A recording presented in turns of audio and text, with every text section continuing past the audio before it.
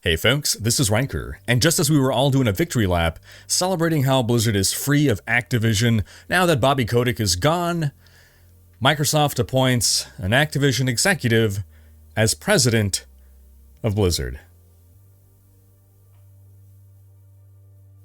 Hey, guys, when does the Microsoft acquisition start being a good thing again? Is it after the 2000 layoffs? Is it after shutting down the Blizzard survival game? After killing off Blizzard's esports and customer service divisions? Microsoft was supposed to free Blizzard of Activision's influence, not submit it to it in full. You were the chosen one! So today we'll talk about Blizzard's new president and what this could mean for the future of the company.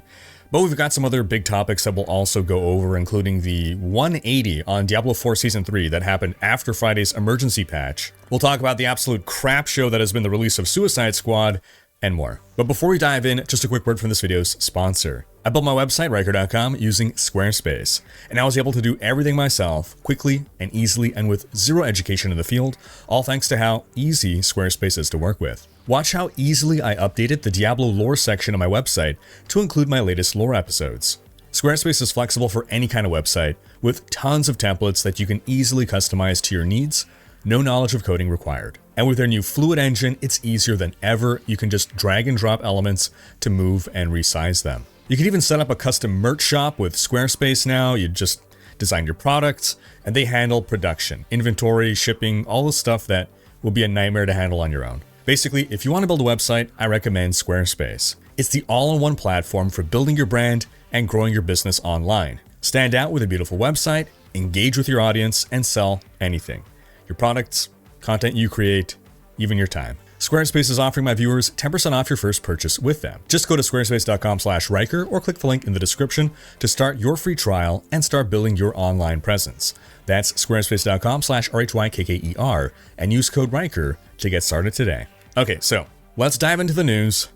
Last week, we left off with Microsoft laying off almost 2,000 workers, most from Activision Blizzard. We had Blizzard's president, Mike Ybarra, leaving, along with Blizzard co-founder Alan Adham. We knew that the new Blizzard president would be revealed this week, and I crossed my fingers, hoping, in vain of course, that it would be Chris Metzen, even though I don't think he'd even want the job. But he's the last vestige of old Blizzard that remains. Well, this week the new appointee was revealed, and it is Johanna Faries, who spent the last 3 years as the general manager of Call of Duty.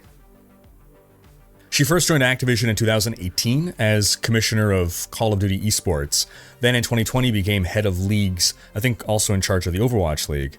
And then in 2021 she became Call of Duty general manager. Prior to joining Activision though, she was with the NFL for almost 12 years, holding titles such as Director of Consumer Products and Licensing and Vice President of Marketing Strategy and Fan Development. So, okay, she's got a solid background in football. Then she joins Activision to run esports. Makes sense. There's a connection there, sports to esports. Then through esports, she becomes familiar with Call of Duty, so she becomes general manager of Call of Duty. We're following a logical train so far. Now we make the leap to president of Blizzard. And don't get me wrong here, it's not her qualifications as an effective president that I'm questioning. I'm sure she got the job because she's qualified for it. This is just such a huge departure from what we've seen from Blizzard presidents in the past. We started off with Mike Morhaime, Blizzard co-founder. Mike was president forever. Mike was blue through and through. He was Blizzard. As long as he was around, Blizzard was still Blizzard. And again, he stuck around a long time, but eventually Activision wore him down and squeezed him out in 2019. So, who succeeded him? J. Allen Brack. Now, say what you will about him, but if Mike Morhaime was Blizzard, then J. Allen Brack was World of Warcraft. He started at Blizzard in WoW's heyday. He worked his way up to vice president of World of Warcraft, and even though I'm a Diablo fan and a StarCraft fan before I am a WoW fan, World of Warcraft was Blizzard. WoW took Blizzard's early success and turned it into the industry giant that it became. Now again, I'm not going to comment on anyone's qualifications, competence, or character. J. Allen Brack stepped down after the lawsuits against Blizzard. But what I'm specifically talking about here is the quality and ability to be a steward of Blizzard's games, of understanding the company and its franchises, and therefore being able to make decisions that are best aligned with what fans have come to expect. After Brack, Jennifer O'Neill and Mike Ibarra were made co-presidents or co-leaders in 2021. Both were relatively new to Blizzard, but again, this was during the lawsuits against Blizzard, and it was a good look to appoint people who didn't come with the baggage of Blizzard executive leadership. Jen O'Neill was part of Activision since 2003. She had become head of Vicarious Visions, though. That's the Activision sub-studio that handled Diablo 2 Resurrected, which was an excellent remaster that treated the franchise with respect and was handled exceptionally well. Then Vicarious Visions ultimately ended up being integrated into Blizzard itself. As for Mike Ibarra, he had joined Blizzard in 2019 as an executive vice president. He came from Xbox and Microsoft, but he was a huge Blizzard fan. I mean, he would stream himself playing World of Warcraft at a high level. There was no question that he was in touch with WoW fans and just gamers in general. Now, Jen O'Neill left a couple months after being appointed co-leader, and now Mike Ibarra left last week. So you can see with every leadership change at Blizzard, we've gotten another step removed from the core of having someone who knows Blizzard and its games 100% through and through. Again, I'm not questioning anyone's ability or qualifications to be president, to be a good, caring, effective leader, to run a business and make profit. In fact, one could argue that from that perspective alone, Johanna Fariz is possibly the most qualified Blizzard president yet. But she's not Blizzard. She has almost no connection to Blizzard or its games at all. When Mike Morhaime was at the helm, I could trust that he was doing his best to retain the spirit of what made Blizzard and its games great, even in the face of increasing pressure from Activision. Does that mean he was a good and effective president who ran the company as successfully as he could?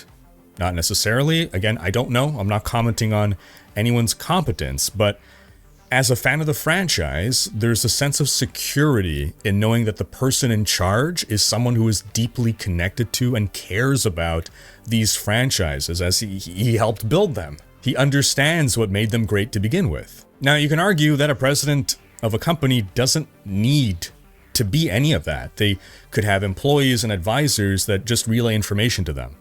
And that's totally fair. All I'm saying is that from an outside perspective, Johanna Fariz is an unknown element. And it isn't exactly great optics when the new president of Blizzard isn't someone promoted from within Blizzard, because it means that there was no one deemed qualified enough or willing to take the job. An Activision exec being appointed the boss of Blizzard will be seen as an indictment of Blizzard. Now, does this mean that whatever was left of old Blizzard is now well and truly dead? That for those of us who are still holding out hope, old Blizzard is never coming back? That now Blizzard is just a face mask being worn by Activision? Possibly. And I know some of you will say in the comments that this has been the case for years already. But that doesn't necessarily mean that all hope is lost. While we don't know much about Johanna Fariz, she did post on X and additionally share a message with her new employees. She acknowledged that Activision and Blizzard are different companies with distinct cultures, and she expressed that she recognizes that the Call of Duty way of doing things is not how Blizzard games operate, and she basically said that she isn't coming in here to change that. Her exact words were, quote, "Activision, Blizzard, and King are decidedly different companies with distinct games, cultures, and communities. It's important to note that Call of Duty's way of waking up in the morning to deliver for players can often differ from the stunning games in Blizzard's realm, each with different gameplay experiences, communities that surround them, and requisite models of success. I've discussed this with the Blizzard leadership team, and I am walking into this role with sensitivity to those dynamics and deep respect for Blizzard, as we begin to explore taking our universes to even higher heights." She also said that she's been playing Diablo 4, Call of Duty, and Baldur's Gate 3, and claims to be a big Diablo 4 fan. So, hopefully, this is the start of a better chapter for Blizzard. Time will tell.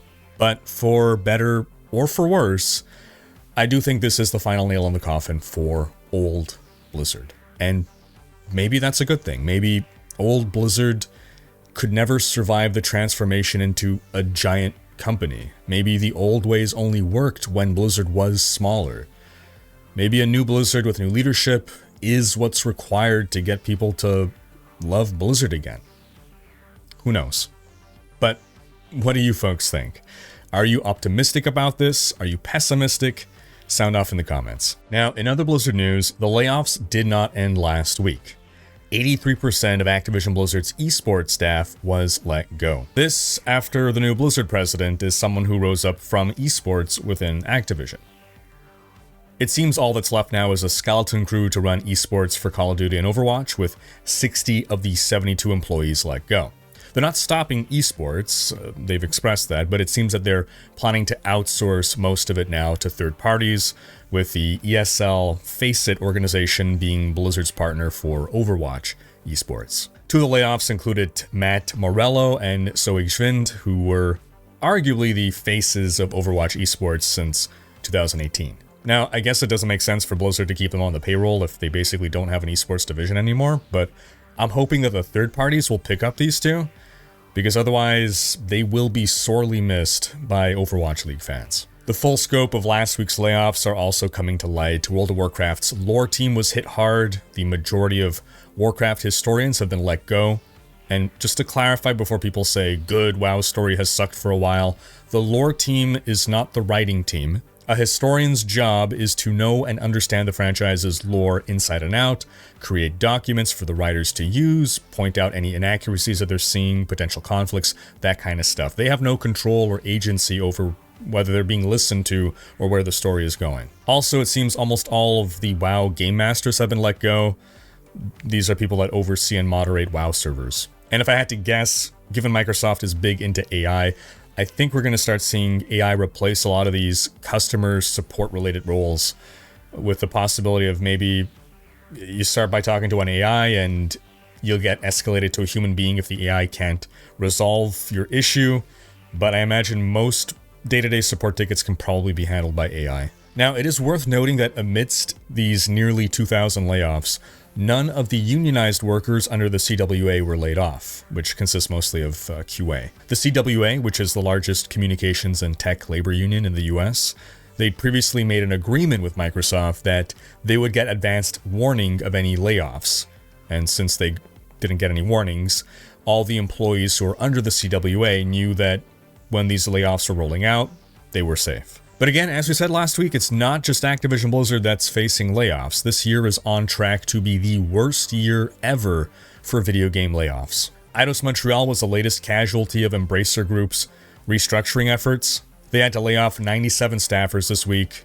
As reported by Bloomberg insider sources, this coincided with the cancellation of an unannounced Deus Ex project that had been in early development for 2 years. Putting two and two together, it's not unreasonable to assume that the team that was working on the Deus Ex project was laid off. Embracer bought Eidos and its IPs back in 2022, while it was going on a spending spree, just gobbling up studios left and right. The holding company allegedly had a tentative $2 billion deal with a Saudi Arabian government-funded company, but that deal evaporated in spring of 2023, leading Embracer to begin its restructuring efforts in summer, which has resulted in over 900 layoffs across various studios throughout the second half of 2023. 2024 hasn't been any better. In early January, it laid off 125 people from Lost Boys Interactive. That's a company that has contributed to Borderlands 3 and Tiny Tina's Wonderlands. And I do think this might be the final nail in the coffin for Deus Ex, at least for a while. The last Deus Ex game, Mankind Divided, released in 2016. Back then, Eidos was owned by Square Enix, and while Mankind Divided received positive reviews from critics, and the franchise remains beloved by its fans, rumors emerged that it didn't sell well enough for Square Enix, which is a company that seems impossible to make happy. So plans for another Deus Ex game allegedly were put on ice, while Eidos was then put to work on Shadow of the Tomb Raider and Marvel's Guardians of the Galaxy. Now, just a reminder, Marvel's Avengers by Crystal Dynamics was the bad game. Marvel's Guardians of the Galaxy was a good game. Guardians of the Galaxy released in 2021, which seems to coincide with Bloomberg's reported timeline of the new Deus Ex game entering early development. Could be that the Guardians of the Galaxy team were then put on a new Deus Ex project. And in fact, if you dig into things, if you look at the credits for the recent Deus Ex games and the credits for Guardians of the Galaxy, you see a lot of similar names. If you follow up on these LinkedIn profiles today, you start to see a pattern in the layoffs. For instance, the level design director of Guardians of the Galaxy was previously a senior game designer on the past 2 Deus Ex games, and he recently posted on LinkedIn that he was among the 97 layoffs and that he had been on a new project since January 2022. All lines up to paint a narrative that the Deus Ex team was prevented from making a Deus Ex sequel by Square Enix. They were then put on Guardians of the Galaxy because of a Marvel contract, did a bang-up job on that, and then they were allowed to start working on the Deus Ex sequel that fans wanted. Possibly because at that point Square Enix didn't care anymore and they were looking to get rid of Eidos anyway, because Guardians of the Galaxy was another commercial flop to them, despite its critical success. Now you might wonder, why would Embracer go and cancel a new Deus Ex game? They just paid for the franchise. Well, again, it sounds like the project was in early development and Embracer needs money now. Besides, they own the IP, they can always outsource the project for cheaper, rather than let a team of veteran developers who know the IP well make a sequel. People are replaceable, right? It's the title that makes the game good, not the developers. But hey, that's just my speculation. And again, the layoffs don't end there. Last week, 30% of Sledgehammer Games staff lost their jobs. This was part of the Microsoft layoffs. They would be the main team that would be working on the 2027 Call of Duty title. Sega of America is laying off 61 employees, right after Sega just had 2 commercially successful games. Behavior Interactive, developer of Dead by Daylight, they laid off 45 people in January. We had those 530 job cuts at Riot that we spoke about last week. 30 people were laid off from People Can Fly, that's a developer of Outriders, Bulletstorm, Painkiller. And the 30 people were a team working on a new project being published by, surprise, surprise, Square Enix. Black Forest Games, developer of the Destroy All Humans remakes, laid off half of its workforce. Estimates are suggesting 50 to 60 people. Nimble Giant Entertainment laid off 30 people this week. They had been purchased by Embracer in 2020. They'd released a 4X strategy game in 2023 called Star Trek Infinite. Altogether, 2024 is ramping up to be the single worst year for video game industry layoffs ever. 2023 was already a record-breaking year. 2023 was the worst year for video game layoffs ever. We had 10,500 layoffs, more or less, throughout 2023. And in January of 2024 alone, we're already at over 6,100 layoffs. And when I spoke about this last week, when I said how talented people had lost their jobs, I got some kickback on this. Comments like, well, how do you know they were talented? Maybe they lost their jobs because they're incompetent. Well, first off, when people are incompetent, they're fired. They're not laid off. There's processes for that. And generally when people are fired, it's not part of some kind of massive industry-wide wave of firing incompetent people all at the same time. No, these layoffs that are all happening at once when budgets are being reevaluated because it's the start of a new fiscal year, money is tight after year-end spending splurges, you just bought a new company, or you're desperately trying to make up value to your shareholders because a major deal didn't go through.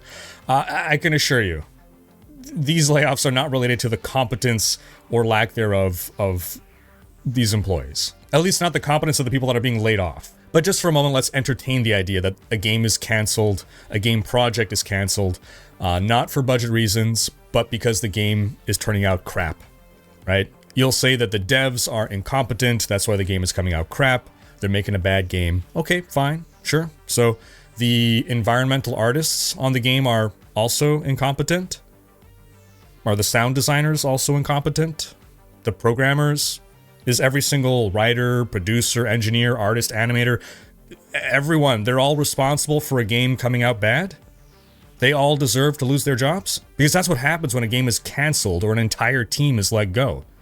Like, the absolute gall for anyone to suggest that all of these layoffs are deserved is completely asinine. Companies gotta make budget cuts, sure. They're businesses, no one's questioning that. They're not charities. And I'm not suggesting that companies should not be allowed to do this or that cuts shouldn't happen. But that doesn't mean that anyone deserves to lose their job. And it doesn't mean that we shouldn't extend sympathy to those who have lost their jobs. Oh, and for the people claiming they're getting rid of all the diversity hires, let me just assure you, don't worry, plenty of white, straight men are getting laid off too. Alright, so that's been a lot of depressing stuff. Let's go over some quick good news. Out of the blue, in celebration of Warcraft's 30th anniversary, Blizzard has released classic Warcraft 1, Warcraft 2, and even Diablo 1, plus Hellfire, on Battle.net. Previously, you could not purchase these titles straight from Battle.net. You could only buy them as digital products via GOG, and that's since about 2019. So now those same versions that you can get on GOG, you can get them exact same product, exact same price from Battle.net. It was weird that Blizzard wasn't selling their own games previously, and I know after Diablo 2 Resurrected, people kept asking me if I thought that Blizzard would remaster Diablo 1, but the fact that they allowed GOG to sell Diablo 1 and they made no effort themselves to put the game in their own shop had me convinced that they had no plans to do anything with Diablo 1, let alone remaster it. But now that they've brought it to the shop, well, remaster's back on the menu, boys, and I do think this is Microsoft's influence, or at least their blessing. But if you don't want to have to wait for a Warcraft 2 remaster from Blizzard, well, a fan-made Warcraft 2 remaster made in Warcraft 3 Reforged has been released, called Chronicles of the Second War: Tides of Darkness. This mod allows you to play through the Warcraft 2 campaign in the Reforged engine. You of course have to own Warcraft 3 Reforged. Link to that in the description if you want to check it out. In some Diablo 4 news, Season 3 had launched last week to a lot of criticism. We spoke about that last week. The devs then released an emergency patch Friday night, and since then, the narrative on Season 3 has completely changed. At launch, people were saying Season 3 was the worst season yet. Now, a lot of people are saying it's the best season yet, especially when you combine it with the main patch, which introduced other changes like making Helltide up most of the time. And this is all thanks to some rather simple changes, which we went over fully in last week's video, but in short, traps are less punishing. People are talking now about how vaults feel so much better, they feel rewarding, the overworld activities feel so much better without the knockback on the traps, the pet is actually ridiculously powerful now. We're seeing people build pets that are able to one-shot every uber boss in the game, including Lilith. Everyone seems to agree that vaults are more fun than nightmare dungeons, they're a great example of good monster density, there's less backtracking, and the last room in particular, where you're fighting a ton of enemies, is more fun than the boss fight at the end of a nightmare dungeon. People love the new seasonal town hub, the layout is very convenient for visiting all the vendors. I saw someone suggest as well giving us our own house like this to customize, similar to what Path of Exile does with its hideouts, where we can position the vendors wherever we want, we can cosmetically arrange things and decorate, we could have a place to hang all of our unused mount trophies.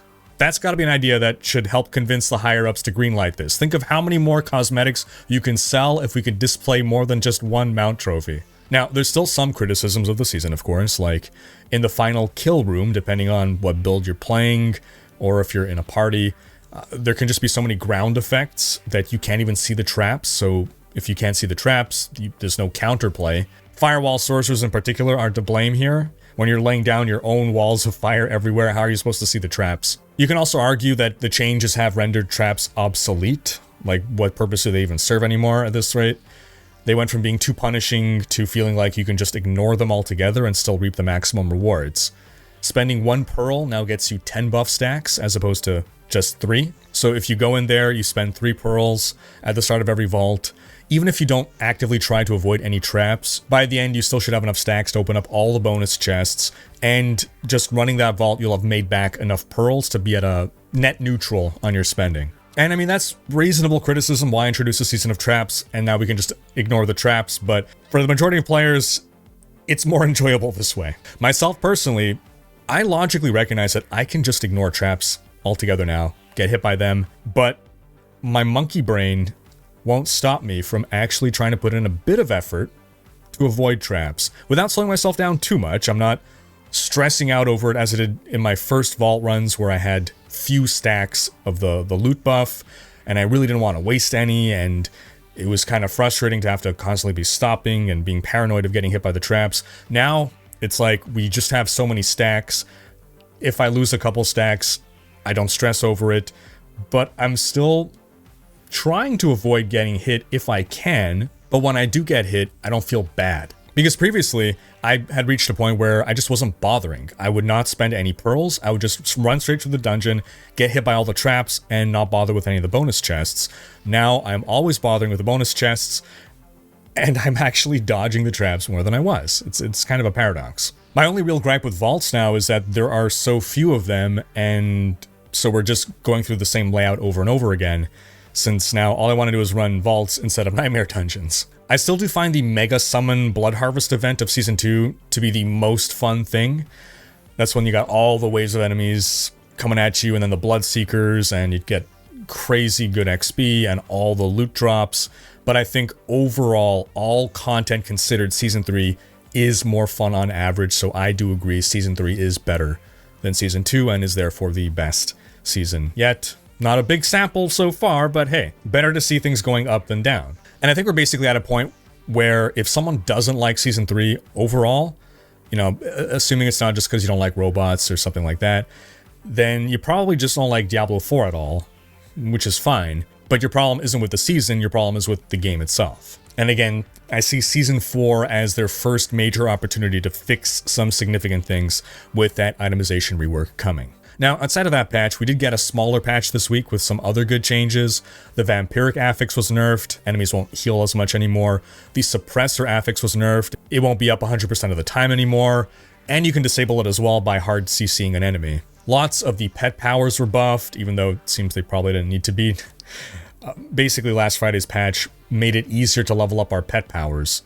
And as they were leveled up, people were realizing, oh, actually the pet's really strong. But hey, people complain about it being underpowered, so they're buffing it. They're also buffing the density of some dungeons. And oh, a great quality of life feature. Nightmare Sigils will now display the levels that the monsters inside them will be. No more Advanced Dungeons & Dragons Thaco math game to calculate what level the monsters will be. I got my calculator beside me all the time. Just plug it in, the formula. We also got this week the reveal of the upcoming Lunar New Year event, Lunar Awakening, which runs from February 6th to 20th. There are cosmetics to earn, and there will be XP boosts, move speed boosts, and crazy powerful shrines. Also, it sounds as though this event is coming to both Seasonal and Eternal Realms. Overall, it seems this is an improvement over the Midwinter Blight event, and you can check out the full details in my video right over here. Lastly, for D4, we got a PSA from the dev team to hang on to our extra Uber Uniques, if you happen to have any Uber Uniques that you're not using.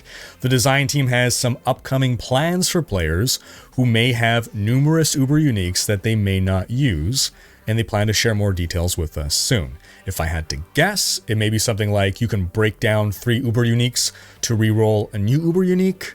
We saw something similar done with Diablo 3, so I'd imagine something in that spirit. Maybe not that implementation, but in that vein. Alright, on to news about the new Suicide Squad game, which released this week. But our story actually begins last week with review outlets like IGN coming out and saying they have not received any review codes for the game. And for anyone who may not know, it's standard industry practice for major game review outlets, and many non-major ones as well, to receive advanced review copies of games so that when the game goes live, everyone can post their reviews publicly at the same time, and consumers then already have reviews to look at to see if they want to buy the game. It's a good practice for everyone. It's good for consumers because they can inform themselves and already see the review scores before they buy a game. It's good for the outlets because they get to enjoy the traffic to their reviews. It's good that the embargo lifts all at the same time so that no one outlet gets any preferential treatment, because if someone can post earlier, then they get all the traffic. And it ought to be good for the game devs, because if you have faith in your game and you believe your game will be good, then it will have good reviews. And good reviews will drive up sales for your game. And this practice is so common that when it doesn't happen, it raises questions. And the answer to that question is generally, we expect reviews are going to be so bad that they will hurt our sales, so let's not give out early review copies. Now, the last time Suicide Squad made headlines, it was with press outlets basically universally crapping on the game. It was bad press. This was just a few weeks ago from having played some preview version of the game. So it may seem natural to assume that this was another instance of not wanting more bad press before release. However, they actually came out and said why they didn't send out any review codes in advance, and it's because the servers hadn't yet been turned on. They said that review codes would go out when the game launched and game servers were turned on. So, assuming this is the truth, and it probably is, I'm actually not sure which is better. Every other game manages to have some kind of closed beta server for press. friends and family, that kind of thing. So it almost suggests to me that the poor devs here, they're struggling to get everything ready on time for launch, and they simply cannot afford the time to set up a press build. So anyway, the game releases this week, a couple of days early for those who got the deluxe edition with the 4-day head start, what have you. And apparently, yes, the servers were not ready to be turned on. Players were experiencing a bug in which they would log in for the first time and the game would be automatically completed. It would treat them like they had just beat the game on their first login. So devs take down the servers, 6 hours on Tuesday. Then they take it down for another hour on Wednesday for another maintenance patch. So people paid extra for early access only to have a bunch of downtime. And in the devs' defense here, they did give players $20 worth of cosmetic shop credit after the downtime as an apology. They didn't have to do that. It's a nice goodwill gesture. $20 is enough to afford most of the classic Harley Quinn outfit. Then, as far as reviews are concerned, on OpenCritic, we're seeing a top critic average score of 63 out of 100, with 50% of critics recommending it. It's certainly not going to win Worst Game of 2024. It's no Gollum. But I doubt this one is going to be a commercial hit. And I really hope this won't result in developer Rocksteady shutting down, because they have done excellent work on the Arkham series and fans want more of that. Then in some quick Palworld news, the game has become the biggest third-party launch on Game Pass ever. We spoke last week about how the Xbox version of the game is a couple patches behind the Steam version and why. Well, apparently Microsoft has now stepped up and will be working directly with developer Pocket Pair to bring improvements to the game, likely so that it can reach parity with the Steam version. On Steam, the game has reached 12 million sales, and there's another 7 million Xbox players, so 19 million people have played this game in total. Meanwhile, Enshrouded, another survival game, entered early access recently, and it has reached 1 million players within 4 days. Sure, it's not Palworld levels of success, but they're doing great. And the devs have said that this is just the beginning. They will continue development of the game with the community's support. I got a video talking about Enshrouded over here. That is a sponsored video, but I really like the game. I play it on my spare time, and I started streaming it as well because I enjoy it. One current issue with the game, however, is the fact that quest progress is server-wide. Think of it kind of like Diablo 2. When you host a game, if you complete a quest, it's done. If other people then join your game, they can't complete that quest. It's already done, so they can't get the rewards, the XP for that. They could just go create their own game, complete it on their own game, and then rejoin your server. But it means that if you have a dedicated server running and you're playing with a group that just has anyone pop in and out whenever they want, well, there's going to be people that are going to be missing out on quests. The devs have acknowledged the issue. They said it's on their radar. They said a lot of players are telling them about this, so it seems to be a high priority for them right now. In the meantime, I don't think it's too big of a deal because you can just take your character, all his XP, all his items, all his skill points, and just server hop, right? You can go to another server, you can farm the quests there, then you can come back to the server with your friends. It's not game breaking. It's unfortunate, it's annoying, but it's something that they could fix, and in the meantime, you could still play and enjoy the game. In some quick last Epoch news, we had the reveal of the Acolyte's final mastery, the Warlock, which focuses on curses and soul magic. The Falconer, the final unrevealed mastery of the game, will be revealed on February 8th, and the full game will release on February 21st. And yes, I do absolutely plan to stream it and cover last Epoch. I have a lot of hope and faith in this title. And lastly, at PlayStation State of Play this week, we got a new trailer for Death Stranding 2, which is coming in 2025, and it is Kojima's insane brilliance completely unleashed. I mean, you got Troy Baker playing the Joker wielding an electric guitar that shoots lightning bolts at enemies. And that's not even the craziest thing in the trailer. You folks gotta check it out, link in the description. Because that's gonna wrap up this week's video. But do be sure to have checked out last week's video in which we brought up all the issues that people were having with Season 3. But do be sure to have checked out last week's video in which we discussed the disastrous launch of Diablo 4 Season 3. Thanks for watching. If you enjoyed this video, give it a thumbs up. Thanks to my Twitch, Patreon, and YouTube supporters for making these videos possible. And subscribe to join Rhykker's Raiders for more gaming content.